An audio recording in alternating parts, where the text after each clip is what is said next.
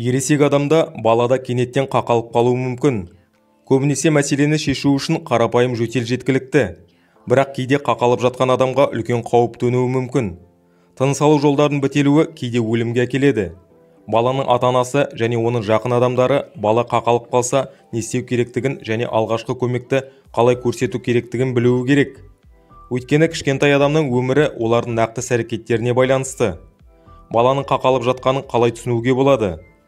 Егер сіз баланың қақалып жатқанын көрсеңіз, бірақ сонымен бірге ол жөтелсе, жыласа немесе көмекке шақырса, онда тыныс алу жолдары бітелмеген.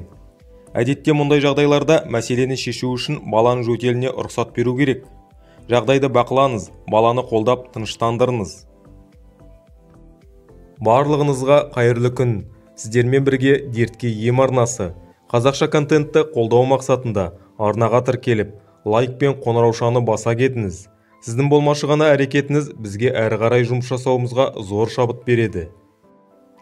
Егер келесі белгілер байқалса, шұғыл көмек қажет. Бала қалыпты тыныс ала алмайды, сөйлей алмайды, жылай алмайды. Баланың көзі бақырайып, шошып кеткен. Нәрестенің дауысы қарлыққан немесе мүлде өшіп қалған.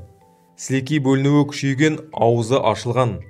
Нәресте қызарып, содан кейін көгере бастайды. Бала тала бастайды.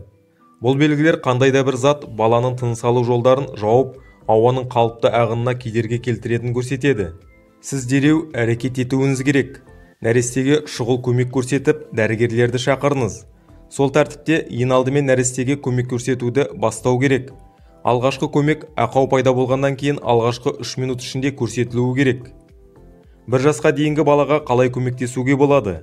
Егер нәресте тұншығып, жөтеле алмайтын байқасаңыз, оның қолын жоғары көтеру керек.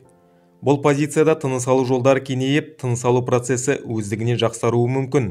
Бұл көмектеспесе, келесі әрекеттерді орындаңыз. Баланы ішімен қолыңызға қойыңыз, басын арқадан төмен түсіріңіз. Алақанмен екі жауырынның ортасынан 5 нәзік, бірақ өткір соққы жасаңыз. Баланы төңкеріңіз, басы қайтадан төмен болсын. 2 саусақпен төс сүйегіне 5 рет басыңыз. Балаға көмектескен кезде кез келген жөтел соққылардан гөрі тиімірек екенін есте сақтаңыз. Егер бала жөтеле алатын болса, оны қағып төңкеруге болмайды. Егер бала тамаққа тұншығып қалса, қатты жөтелсе, бірақ қалыпты тыныс алса, бұл тамақ бөліктері оның көмейіне кептеліп қалғанын білдіреді.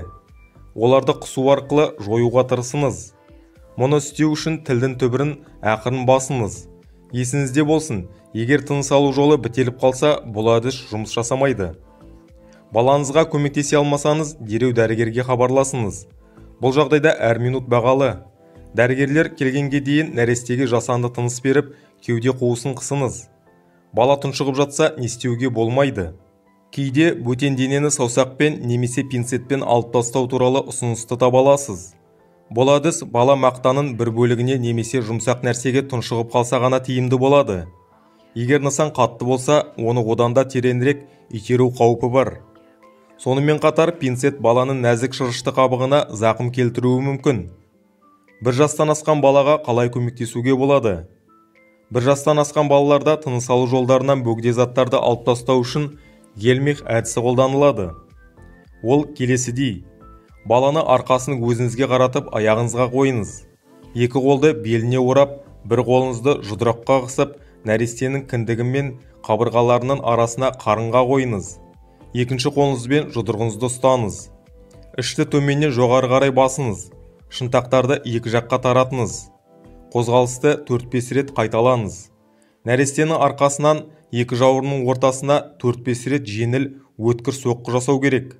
Бала еркін тыныс ала бастағанша процедураны қайталаңыз.